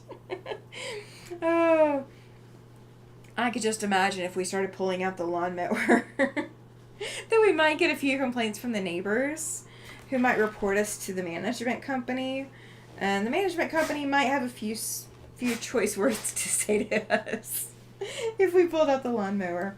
I don't think my husband wants to put in the time and effort to cut their grass for them, though. Yeah, this block is not even going to be square, you guys. This block is rough. Oh, this block is so rough. And I was incredibly confident when I designed this back in 2011. You know, I seriously thought that this was going to be a fantastic block, that we weren't going to struggle with, and that I was 100% confident I could teach people how to sew this. No. As this block stands now, I would not teach people how to sew this block now. Did my student pick skirt or PJ pants? Oh, good question, Susie. She picked pajama pants, and she actually picked a pattern. I gave her 3 options. Yeah, 3 options for patterns. One of those was a scrub outfit, so she could do scrubs instead of pajama pants. The other was straight pajama pants, and then the last one was pajama pants and top, that are both included in the same envelope. And so when you pick out the fabric for one, you get enough fabric for both items. And she picked out the cutest fabric. Oh my gosh. It's pink and has strawberries on it. So if you guys go to Hobby Lobby and you're looking at the fabric, if you see the pink cotton with strawberries on it, that's what my student chose. It is so adorable. And she's going to do her drawstring in black. So I think it's going to be adorable. Giovanna says, I also live in an apartment, but we take turns to cut the grass, and I love cutting the grass. Our apartments do not work that way here. They hire a company to come do the lawn care. So that includes spraying the grass for weeds, like treatment of weeds, treatment of, tall grasses, things like that. All of that is handled by them. So part of what we pay every month is for them to do that for us, so we don't have to bother. It also means that out of the 32 apartments in my one building, none of us really have to have a discussion with anyone else about whether or not the grass got cut on time or anything like that, because that would become a problem here. It's very much not that kind of community where we could do that here. Helen says, I didn't see any grass when I was in Italy. Oh, she's calling you out, Giovanna. She didn't see any grass in Italy. Chloe says, I just bought pink background fabric with strawberries on it in New Hampshire. Yes, absolutely. I think it's so adorable. And it's not what I would have expected her to pick. Like, from meeting her and her mom, I kind of expected maybe, like, some dark fabric or, something a little more like rock band kind of, feeling. That's kind of what I got, the vibe I got from her, is that's the kind of person that my student is. And so it completely shocked me when she saw the strawberries and picked those out. And I think she's picking them out because it would go really well with, it would, like, surprise one of her friends or something. I think that's why she picked it. But it's absolutely adorable. And I gave them a list of everything that they need to get and showed them kind of what to look for. Helen says that she was in the South and very rural. It'd be way too expensive for us here, so we have decided to do it. We were only 8 apartments. Yeah, see, when you have a small or limited number of apartments, it makes it a lot easier to do a grass cutting arrangement like that. We have 32 apartments just in this building, and there's 3 other buildings just to our side of the complex. And that's not counting the other part of the complex which is a whole bunch more buildings and quite a few larger ones involved. So yeah, there'd be a lot. Helen, you have to come to Faenza, Emilia Romagna. I cannot pronounce it. Okay. You have to go to wherever those words are that I can't pronounce. I fully admit I am in over my head on that one. If I took the time to look at the pronunciation key, I could probably pronounce every last one of those. But I did not study up before this live. I did not know I was having a test. So the pop quiz, I am failing. Helen says near Rome. So I will let Giovanna answer that one. I do actually have another friend that lives used to live outside of Rome, or used to live in Rome, now she lives outside of Rome. I may have to check with her as well, because you guys are going to be having the Winter Olympics in the next couple of years, my understanding. So that promises to be kind of exciting again. When I was still able, I loved cutting grass. Now I have to pay someone $100 a month to do it. Oh my goodness. They're getting a good price from you. I don't think, depends on how many times a month they have to cut it. If they only have to cut it once, they're getting an amazing deal. You're not getting an amazing deal, but they are. I know if I had to pay someone for our last yard that we had, I was looking at probably about $40 a pop. So I guess $100 a month isn't too bad. We have a lot of parks and trees in our city, 50 kilometers from Bologna. Ah, gotcha. Maybe that will help Helen, because I've looked at it in the past, but I haven't looked at it recently. Alright, guys, this block is some kind of wonky. We are going to be stretching the daylights out of this. Oh, and it does not lay flat. Helen says, oh wow, we had a lot of woods. Yeah, I've lived in one area that I was actually in the woods, and gosh, I loved that. We didn't have to cut the grass except just around the house. We didn't have to worry about the rest of the area. We just had to worry about what was right next to the house. Andrew says, I have a very large lawn, and he cuts it twice a month and takes care of all the trimming of the trees and bushes. Oh, there you go. I pronounced Bologna very well. Thank you, Giovanna. I appreciate that. See, that word I have practiced because you have said that word before in my chats. So I've practiced that word. The rest of them, no. No, I have not practiced. I took Spanish in high school and in college. I did not take Italian. So my exposure to Italian words is somewhat limited. Giovanna says that is a good price. Yeah, absolutely. He also cuts the lawns on either side of us, so it looks nice. Yeah, there you go. If my husband were to do it, he does the whole weed eat, trim, all of that mess.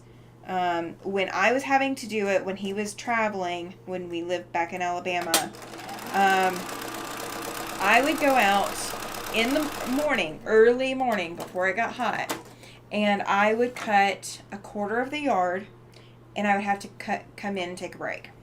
And possibly it could be a couple hours break.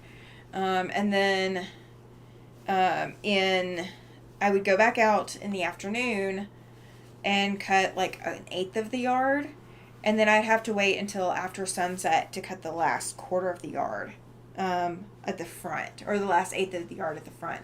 And then I would have to repeat the process the very next day or 2 days later for the backyard. I could not do the front and backyard at the same time. I got chewed out by my sister-in-law one time for doing the yard, but she was taking too long to come over to do it. So yeah, I did that. The GN in Italian is like the tilde N in Spanish. That makes sense why it's Bologna. Okay, that makes sense. Here in SoCal, I have to pay for gardener who takes care of my yard now. Yeah, exactly, right? Okay, so here is the jacked up block. On camera, hang on. Let me pull you guys off of this so you guys are only seeing this main camera.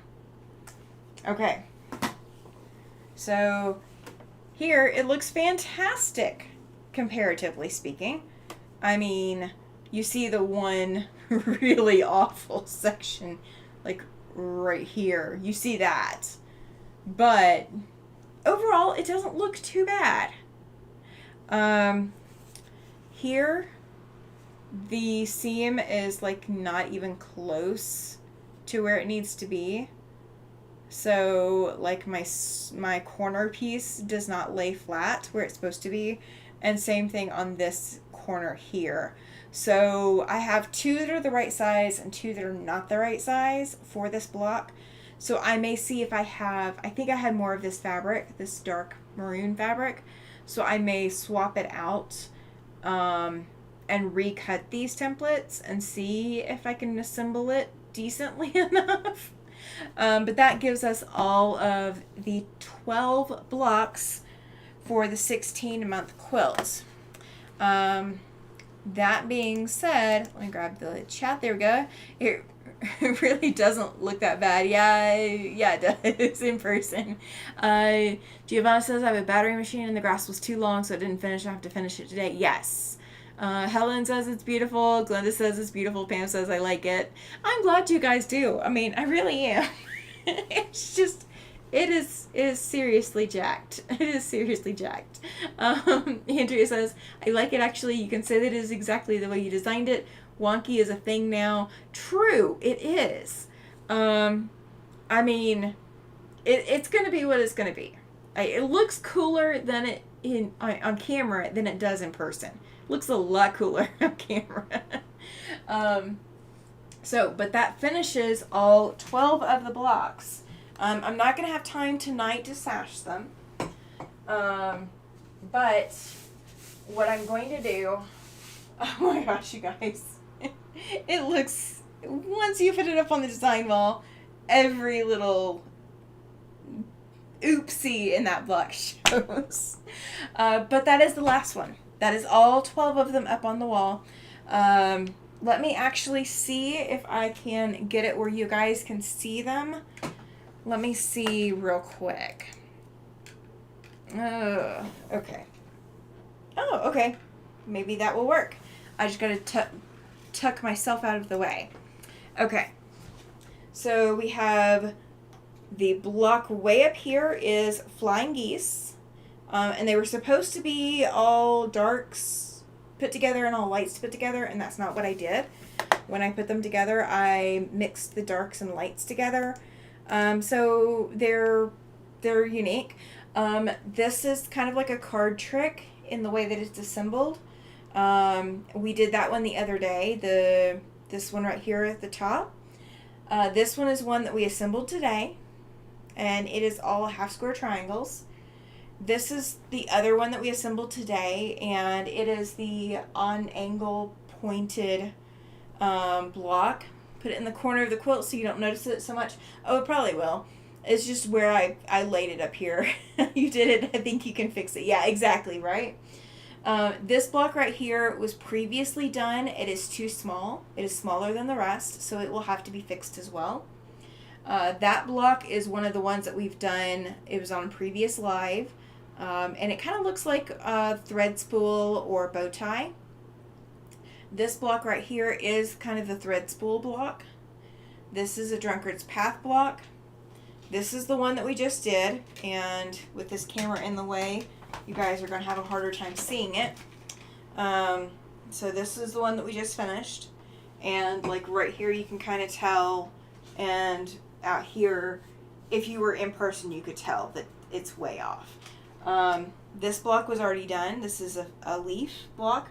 This is a courthouse steps. And then this one that you can hardly see in the corner is a 9 patch with odd sashing around it. So there's a lot of partial seams, a lot of Y seams in this. I don't know why I thought this was a great beginner quilt to teach. Andrea says, are you sashing between them? Yes, absolutely. I am sashing between them. This is definitely not the finished quilt. Oh, hang on. I will actually pull it out. The fabric that I have. And I'm just going to knock a whole bunch of stuff to the floor, but that's okay. It is my floor, and I can do that, right? Alright, so the fabrics that I have left over, I have some of this purple right here. Not a whole lot of it, just a little bit. I have some of this tan that shows up there, but again, same thing, not a lot of it. I have some of this pink that's here, and that was also here. You know, it's all throughout the quilt. But this pink, I have some of it, but it's not in big pieces. I do have some of this maroon, so I do have probably enough to fix what I've got. That looks like a fairly decent sized piece. So that's, let's see, 10. Okay, we've got about 16 inches by width of fabric, so on that maroon. So I do have enough to fix that, and what I may do is this small block here needs extra sashing around it to fix it. So I may be fixing both of those with this maroon. I do have a very little bit of this light purple left. It's just a very small amount. It's here in this block as well. And then I have this that is not anywhere in it. It is this fabric right here.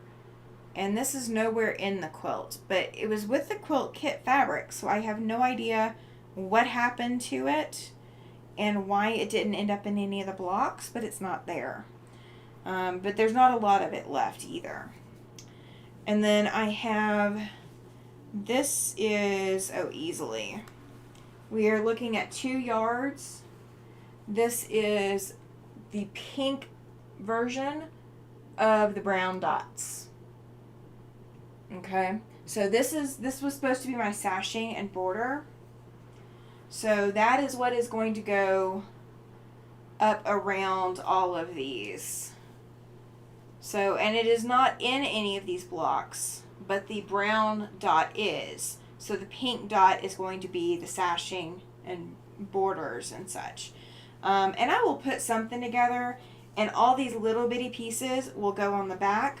Do I have any black fabric? I do. I think it needs to go for another project though. I could use black in this and sash everything with black, but I'm not sure. I'm not sure if I want to use it or not. Let's see. I could shadow axe it, says Giovanna. Yeah, I could if I want to make it a whole lot bigger. I think the original plan was that this was going to be a throw size, and I think that's what this is going to end up being at its current state. When I start putting the sashing on, I think it will be like a throw size. Helen says, yes, sashing will mend it. Yeah, absolutely. Since you have bits and pieces, what about frames around each versus traditional sashing? I have thought about that too, and I might have enough to kind of piece together some borders or some frames around each one, and that would actually tie the 2 different colorways together. So I could sash or border the red colorway blocks in the browns, and I don't have any green left. The green is all gone.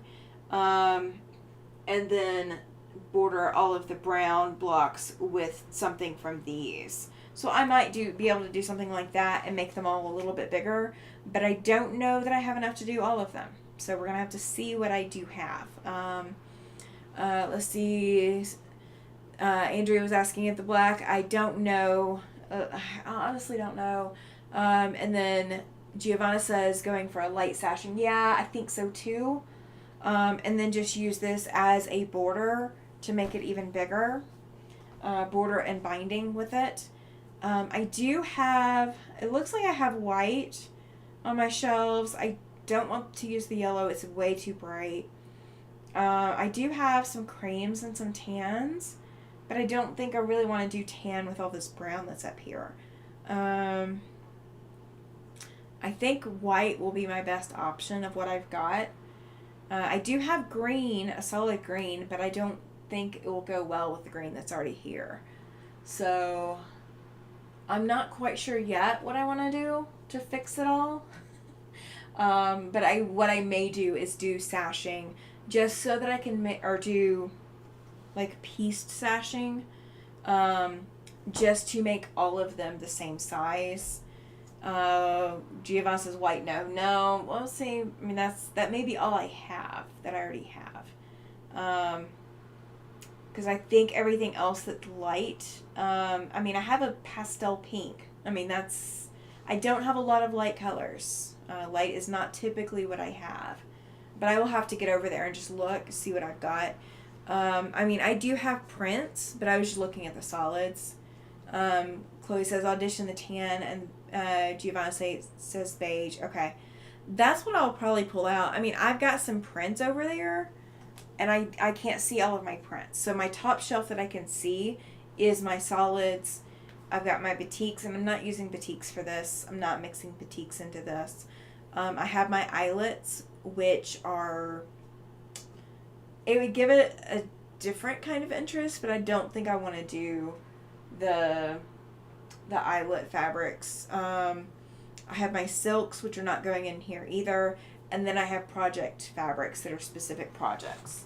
Let's see, like if I do, this is maybe a little too dark of a tan, but I think it's kind of too close to the brown that's here. Like this is a fat quarter. This is not, this may be a couple of fat quarters, but I don't think it's enough to do the quilt with. If you do the pink that you're going to use for the border as the sashing, then you could take the rest of the fabric and make a piano key border.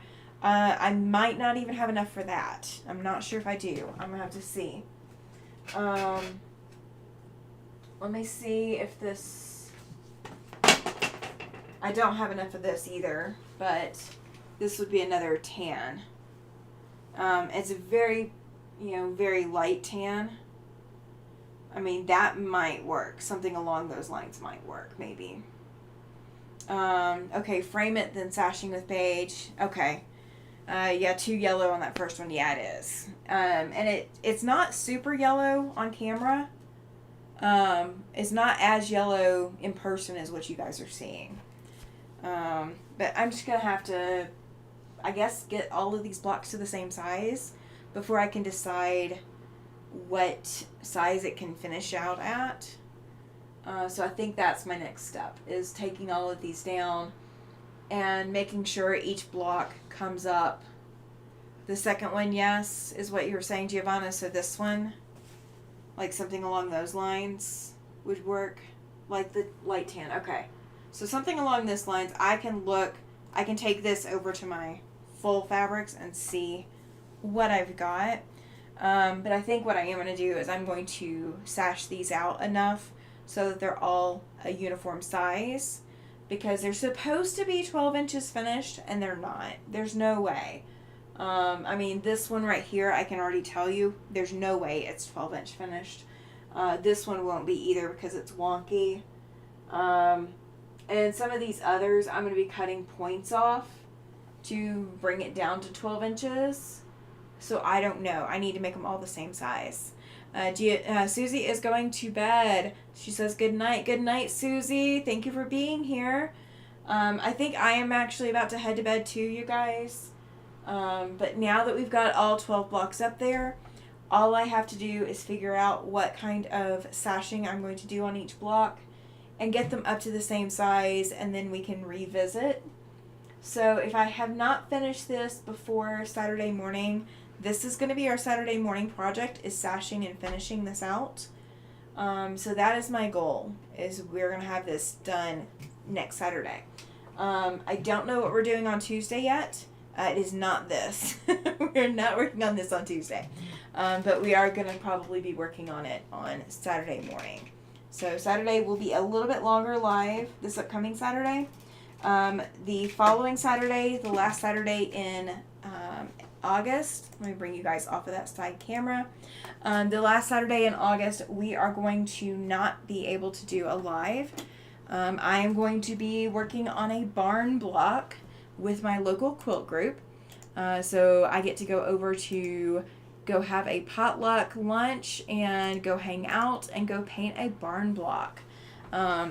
If you guys have not hit that thumbs up before you head out, please do so. I want to thank you all for being here. If you have not taken some time to take a deep breath and reset yourself for this upcoming week, please do so. Your mental health is just as important as your physical health, and your quilty health and crafty health.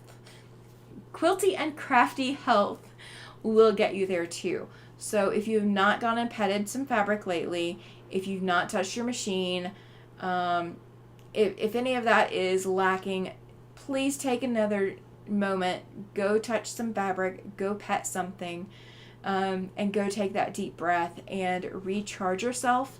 You've got a long week coming up, and we will be here, and you can always watch replays. Pam says she'll miss Tuesday. It's her Quilt Guild evening. Absolutely. You can always come back and watch replay. I do not mind.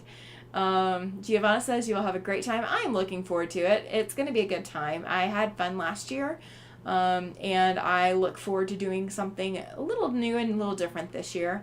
Andrea is saying, have a blessed night. Thank you. Pam is saying, good night all. Have a great week. Thank you, Pam. Giovanna says, good night. Sweet dreams, everyone, as Giovanna is up for the day. We have woken her up just in time for her to tell us all good night. All right, so you all have a great evening. Chloe as well. She says, have a beautiful day, Giovanna. Good night, all, says Helen. Thank you so much for being here. Thank you for coming to hang out with me. Please hit that thumbs up or the thumbs down on your way out. If you have not already subscribed, you are not able to chat. So please, if you have not subscribed to the channel and you're liking the content here, please hit that subscribe button. It is always free just to come hang out and come have a great community.